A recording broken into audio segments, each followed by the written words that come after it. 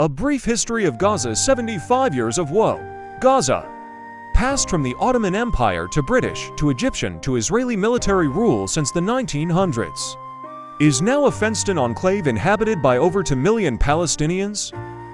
Gaza is a coastal strip of land that lies on ancient trading and maritime routes along the Mediterranean shore, held by the Ottoman Empire until 1917. It passed from British to Egyptian to Israeli military rule over the last century, and is now a fenced-in enclave, inhabited by over 2 million Palestinians. Here are some of the major milestones in its recent history. 1948, end of British rule. As British colonial rule came to an end in Palestine.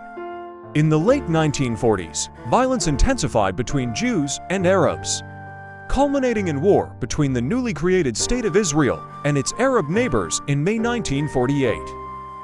Tens of thousands of Palestinians took refuge in Gaza after fleeing or being driven from their homes. The invading Egyptian army had seized a narrow coastal strip 40 kilometers long, which ran from the Sinai to just south of Ashkelon. The influx of refugees saw Gaza's population triple to around 100,000. 1950s and 1960s, Egyptian military rule.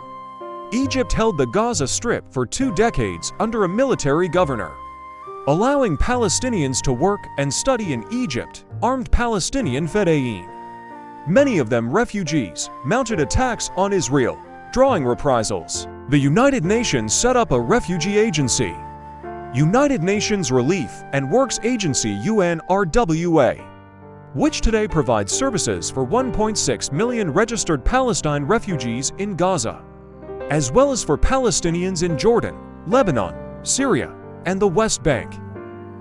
1967, war and Israeli military occupation. Israel captured the Gaza Strip in the 1967 Middle East War. An Israeli census that year put Gaza's population at 394,000. At least 60% of them refugees. With the Egyptians gone, many Gazan workers took jobs in the agriculture, construction and services industries inside Israel, to which they could gain easy access at that time.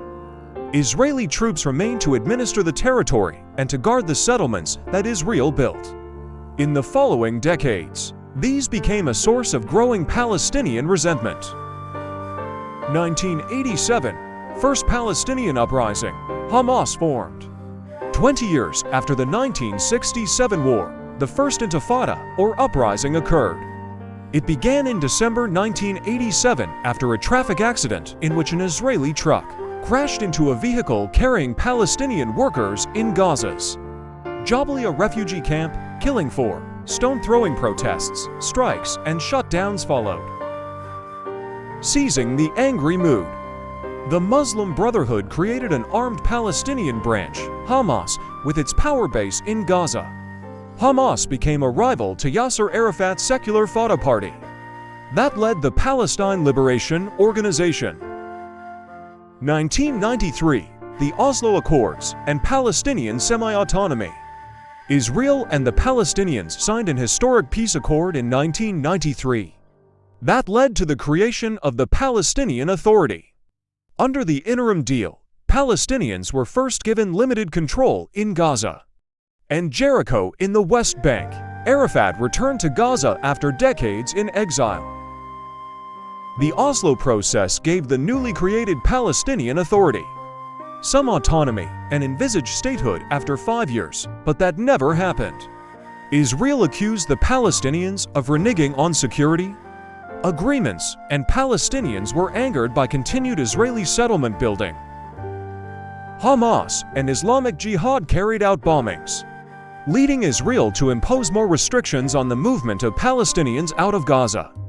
Hamas also picked up on growing Palestinian criticisms of corruption, nepotism, and economic mismanagement by Arafat's inner circle. 2000, Second Palestinian Intifada in 2000. Israeli-Palestinian relations sank to a new low. With the outbreak of the Second Palestinian Intifada, it ushered in a period of suicide bombings and shooting attacks by Palestinians. and Israeli airstrikes, demolitions, no-go zones, and curfews. One casualty was Gaza International Airport, a symbol of thwarted Palestinian hopes for economic independence, and the Palestinians' only direct link to the outside world. That was not controlled by Israel or Egypt. Opened in 1998, Israel deemed it a security threat and destroyed its radar antenna and runway a few months after the September 11, 2001 attacks on the United States. Another casualty was Gaza's fishing industry. A source of income for tens of thousands, Gaza's fishing zone was reduced by Israel. A restriction, it said, was necessary to stop boats smuggling weapons. 2005, Israel evacuates its Gaza settlements. In August 2005, Israel evacuated all its troops and settlers from Gaza, which was by then completely fenced off from the outside world by Israel. Palestinians tore down the abandoned buildings and infrastructure for scrap.